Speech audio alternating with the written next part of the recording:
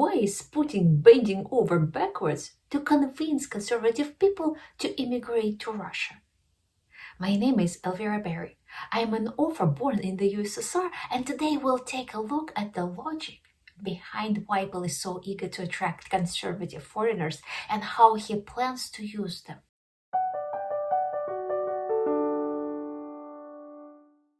Putin needs foreign political alliances because Russia's economy relies heavily on importing raw materials and exporting everything else. That means he needs buyers for oil, gas, and metals, as well as friendly regimes through which he can organize supplies of sanctioned goods. Western democracies oppose Putin in more or less a unified front because, at the core, any alliance is about shared narratives and values. We tend to make friends with those who are like us, who share our beliefs. So, who can Putin align himself with? He can't exactly say, "Dear dictators and crooks, let's join forces and keep robbing our people together."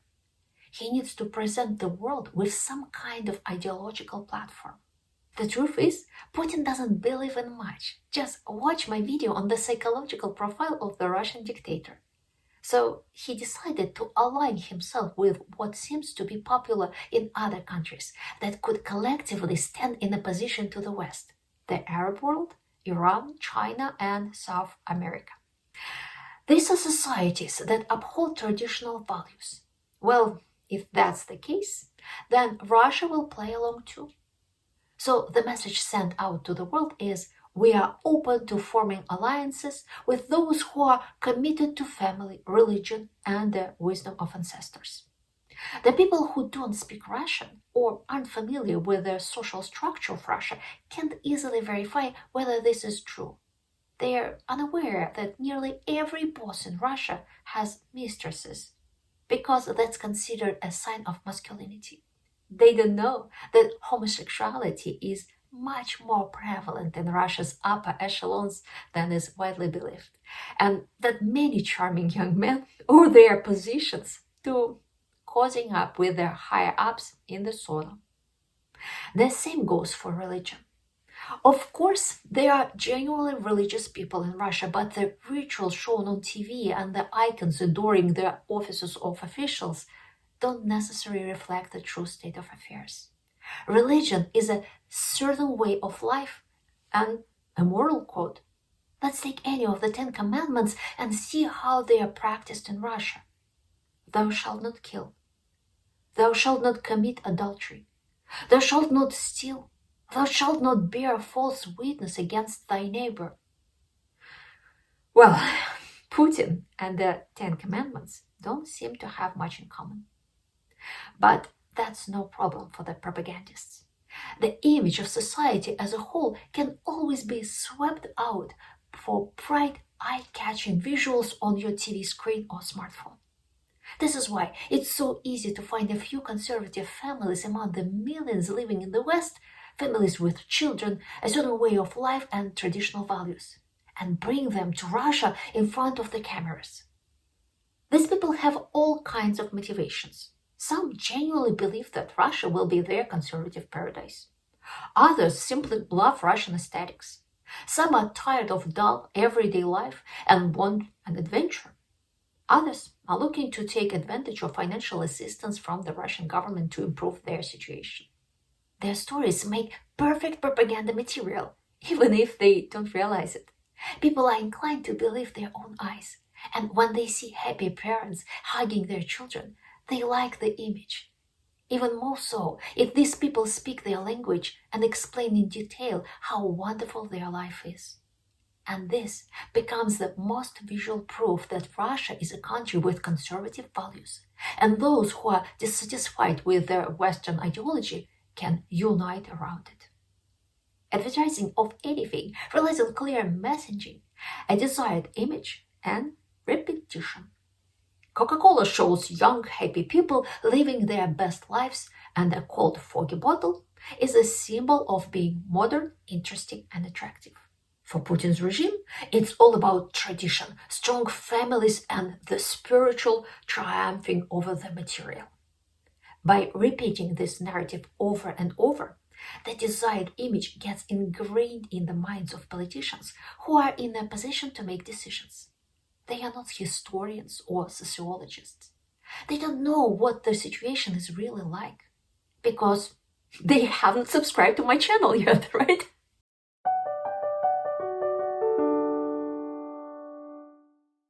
It's important to understand that all of this is not so much aimed at the foreign audience, but more at the domestic one. Since the start of the war in Ukraine, Russia has lost about 1 million immigrants, people with education and money. They left because they didn't want to live in a totalitarian society where you have no way to protect yourself from the state if it decides to take everything away from you. These people have found new lives in the West, in Thailand, the United Arab Emirates, and Bali, Indonesia. They post photos on Instagram and chat with their relatives and friends. And now, those who stayed behind are starting to get that uncomfortable thought. Maybe I should leave too. The economy is crashing.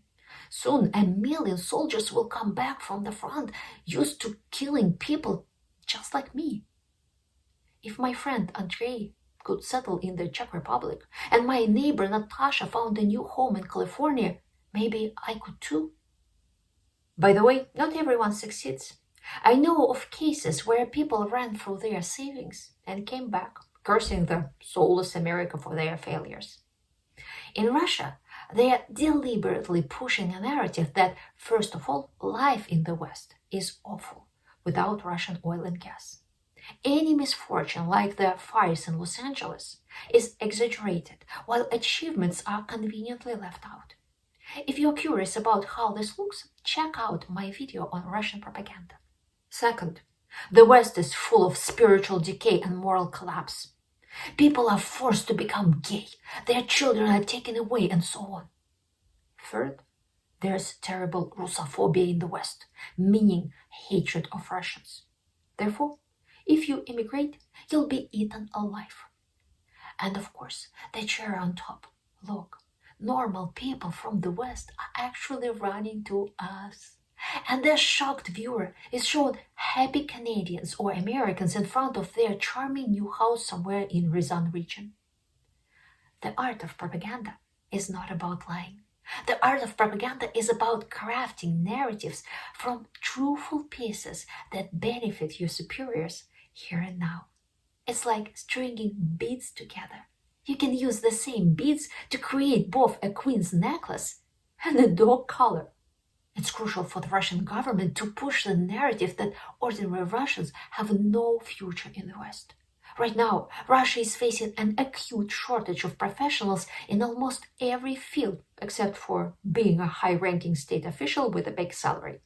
If the remaining people leave, who will Vladimir Putin have left?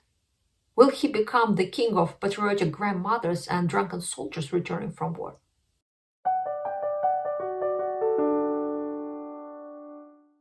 Relocating foreigners to Russia is actually a state-sponsored program. And where there is government support and resource distribution, you can always expect a group of officials who will benefit from it. These officials push the narrative that it's important, necessary, and that the government should spend as much money as possible for this glorious goal. There's a program for repatriating fellow countrymen, meaning people with Russian roots. There are also protocols for foreigners who simply want to move to Russia permanently. Under certain conditions, the government even provides financial assistance and covers travel expenses. But it's important to realize that this has very little to do with traditional values. If it were truly about that, the Russian government would treat all those who share those values equally. However, not all immigrants are created equal. It's one thing for a family from Canada, Germany, or the US to move to Russia, and another entirely if they are from Uzbekistan or Tajikistan. Immigrants from the West will be treated far better. They might even be visited by journalists, and local authorities will help them just to create the right image for the government's purposes. If some Russian immigrant decides to return to Russia, they can expect the same kind of reception. They'll simply be absorbed in their population, placed somewhere on the first or second rungs of the social ladder. The infamous Russian bureaucracy will cause them endless headaches and at times even exploit them. But there are lucky exceptions where everything goes smoothly. It all depends on luck. On the other hand, if a fan of traditional values comes from Asia, the treatment is completely different. Not every landlord will want to rent a place to them. They'll be stopped by police simply because of their appearance. They'll be extorted for bribes. There are known cases of people being forced to fight in the war in Ukraine. Once they receive Russian citizenship, they are told, now go and serve your new motherland. In other words, serve its dictator. If you're different in appearance from the native population, you'd better be wealthy, drive an expensive car, and dress exceptionally well to be treated as an equal. Otherwise, if you are just a regular guy working on construction, people will look at you with suspicion, and your children will be seen as burdens on their education and healthcare systems. But hey, it's the same everywhere. In America, an immigrant from Britain is treated differently from one from Haiti. And in France, immigrants from Denmark aren't seen the same way as those from Algeria. If you still have questions or ideas for future videos, feel free to drop them in the comments. If you are a fan of Russian history, check out my novel Russian Treasures. I'll tell you the story of the Russian Revolution like no one else has. Insights, food for thought, and good vibes are guaranteed, even if we are talking about a national catastrophe. Link in the description. If you want to support my channel, consider joining Elvira's think tank. Press the join button under this video. It's a big plus for your karma. At least I think so. See you soon.